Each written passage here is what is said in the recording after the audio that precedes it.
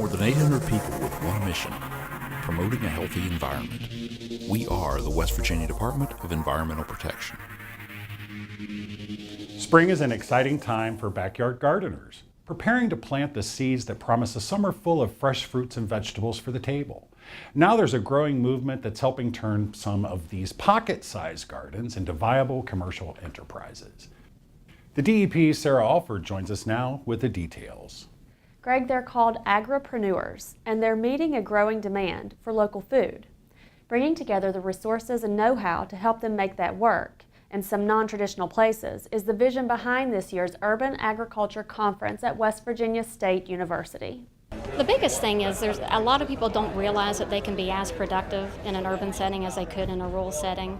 So what we're finding is that if we actually turn people onto the idea of urban agriculture, that they find that they can become a lot more self-sufficient. They can, with that, also find a sense of independence that maybe they're kind of searching for. More than 230 people signed up to attend the two-day conference, attending workshops on topics ranging from the basics like saving and starting seeds and composting to logistics, food safety, and marketing to local restaurants and farmers markets. Organizers say urban agriculture has benefits that go beyond the table. We work a lot with low-income housing and try to really engage people in the idea that there's a lot that you can do to better your healthy eating habits and provide for yourself, lowering your fiscal costs for your food bills and still do a benefit for your health in the long run. An example of one such success is SAGE. SAGE stands for Sustainable Agricultural Entrepreneurs. The group was awarded a DEP Technical Assistance Mini-Grant last year and is working towards creating a sustainable culture in Charleston that teaches people how to grow their own foods and to make money growing their own foods. One of the things that we've learned at the Farmers Market Association is that statewide farmers markets are growing at an incredible rate. So we have gone from 53 farmers markets in the state in 2005 to over 110 different locations for farmers markets now. And so with this growth of farmers market locations and interest on the part of customers, we have every farmers market in the state wants more producers. So what we realized we needed to do was to grow producers. So in the Charleston area, for instance, we don't have wide swaths of available typical farmland that you would think of, big acreage, but we do have blighted urban areas that are in need of development. So it seemed like a really natural fit to help fill that supply to meet the demand of the area. Last season, produce from SAGE's Charleston microfarm sold at 3 area farmers markets. 10 urban farmers went through the group's education program with another 10 signed up for this season.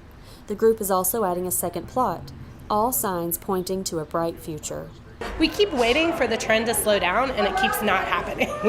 So people are very interested in local food. There is quite a bit of demand and much more than the supply can meet. So it's really kind of anybody's game for getting into the markets.